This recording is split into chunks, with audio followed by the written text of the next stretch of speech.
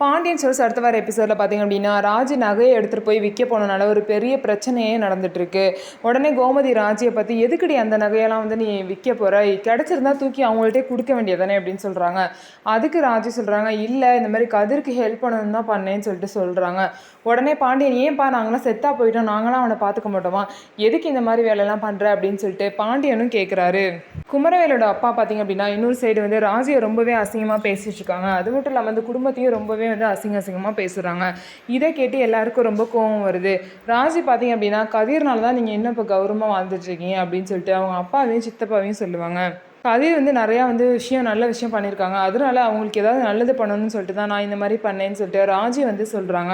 ராஜி என்னதான் ரீசன் சொன்னாலுமே சக்திவேல் பார்த்திங்க அப்படின்னா அவங்கள வந்து ரொம்பவே வந்து அசிங்கமாக திட்டி பேசிகிட்டு இருக்காங்க.